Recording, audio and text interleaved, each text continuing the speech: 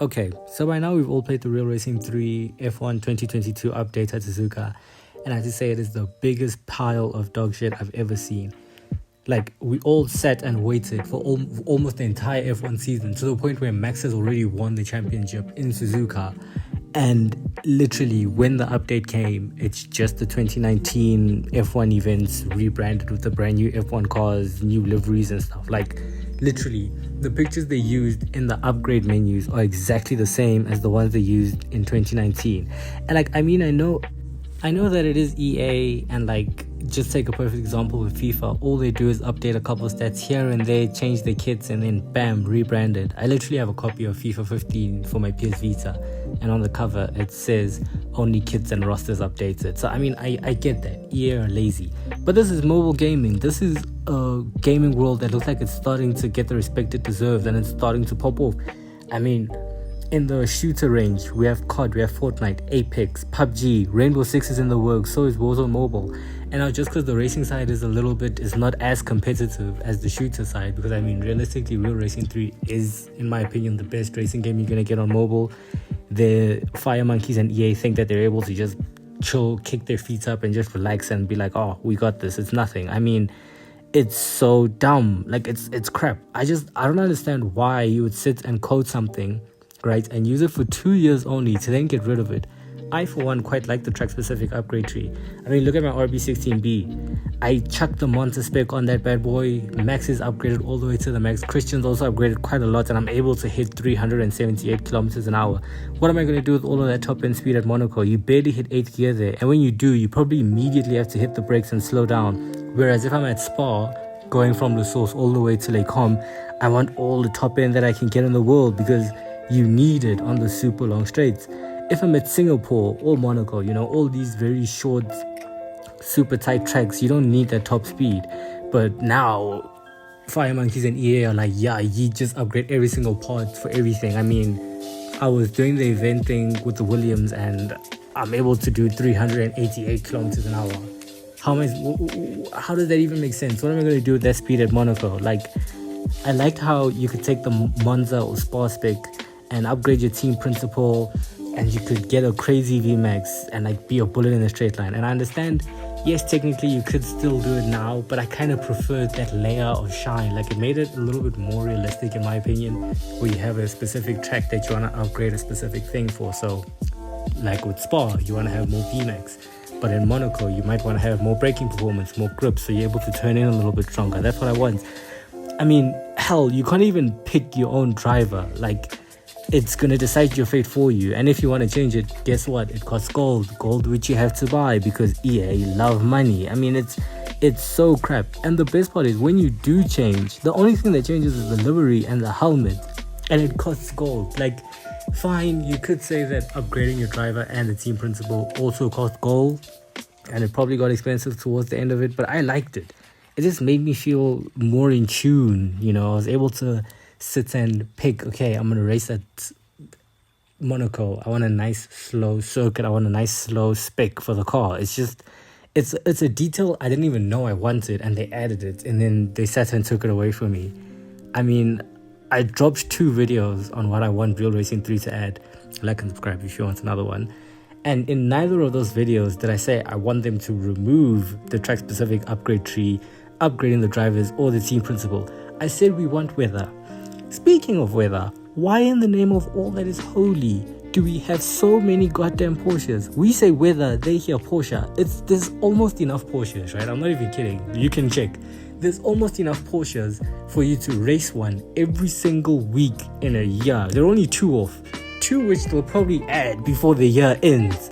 Like, I don't understand. Do Porsche and EA have a deal or something? Because it's shocking just how many Porsches there are. I bet EA and Fire Monkeys had the biggest case of blue balls when the Red Bull Porsche deal fell through, because it would have given them a chance to give us a free Porsche right under our noses, and we wouldn't be able to complain because it's a Red Bull technically and not a Porsche. Like, it's so dumb. On to another thing. These events themselves have gotten ultra repetitive. How many times am I going to have to lift and coast to sit and cool down the engine because the engine's overheating? Or I have to lift and coast because my brakes are wearing down and I have nothing. Like, Lewis spent a good minute sitting in his pit box in Germany with very little airflow going into his car, but it didn't overheat. He was able to go out and drive perfectly, albeit for only so long, and it was perfectly fine. It feels like in every event we do, we have to manage fuel, we have to manage overheating, we have to hit a certain speed so many times. Like, I don't get it. Quick question as well. Drop it in the comments. Before Austria this year, when's the last time you saw a car cook itself? Because I genuinely don't remember. I mean, I guess you could make an argument for Baku when Charles' car blew up, but it wasn't a fireball like Carlos's car was in Austria. You know, there's a big difference.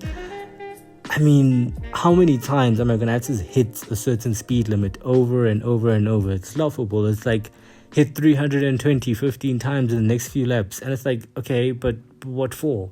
How is hitting a certain speed over and over tracking any data for the car? How's that going to help improve my race pace for the race that it's going to give me? Like, I want these events to be consequential. If I go for qualifying and I don't make it into Q2 or Q3, I want to start from my grid position. If I qualify 19th, I want to start 19th. You know what I mean? And like what the game does, you'll freaking go out there and get pole by 2 to 3 seconds, and you'll see this motherfucker pop up and tell you, good job, but something went down, and now instead of starting first, we're gonna start 6th. And it's like, okay, but I was a good 2 seconds clear of everyone else, right? And I crossed the line last, which means no one else was able to cross after me. I had the best part of the track. I was the last one to finish my lap, and I was 2 seconds clear. How did they then go and overtake me? I don't understand. I didn't cut a single corner, so I wouldn't get a penalty. And I know I didn't cut a corner, because if I did, more often than not, you get penalized because it says set the fastest lap without going off track, which I did, and I was perfectly fine. And it's like, okay, fine, whatever. You don't have a choice. You have to start from whatever grid position it is, whether it's 6th or 5th. And so you're forced to start from that position, whether it is 5th or 6th. And so you start there, 5th or 6th. And you overtake everyone because the goal will say like, oh, finish at least 3rd. And so you overtake everyone, you're in the lead when you cross the line, and then the goal will come up and says goal completed, and then you start your second goal and it puts you back at 3rd even though you were 1st. And it's like, okay, but how did they pass me? It doesn't really make sense. It's so annoying. Like, I understand you have a script, but like, surely it wouldn't be that difficult to say like, okay, we have a script for you if you aren't able to overtake and get into that position. So if I'm not able to meet the goal, there should be a script for me where like maybe overtaking is going to be harder, my tires are going to weigh a little bit more. Or if I do get the goal, the race is going to be somewhat easier. You know, if I'm able to pass everyone and go into the lead, it's going to be easy. It's going to be about managing the pace instead of trying to overtake people.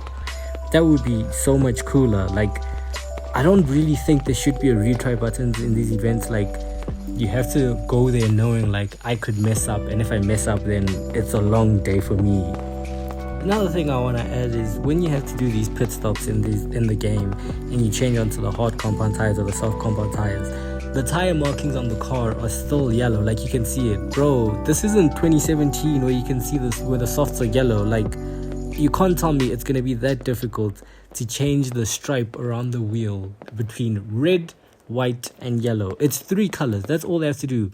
Change that. Maybe after you come out of the pit stops, the softs have a little bit more grip than the hards. If you go into the hards, then you're a little bit slower. Give us pit stops. Let us be able to pick what tire we want to go onto, and, you know, put that in a script. Like I just said before, put that in a script. So if you go on the hards, we have to try and extend quite, you know, try and get them to the end. If we go on the softs, we have to try and push, maybe try and get a fastest lap. I literally have a whole list of things that I want them to add to the game. Leave a like and drop a comment if you want to see that, and then I'll release that video. But yeah, I'm gonna stop for now. Thanks for listening to my rant, because genuinely, Real Racing 3, I enjoyed it for a very long time. I mean, you can see I'm level like 204 now. I've played this game a lot. I feel like I'm allowed to say something now, and I feel like they've just gotten too comfortable knowing that the racing part of mobile gaming isn't that strong.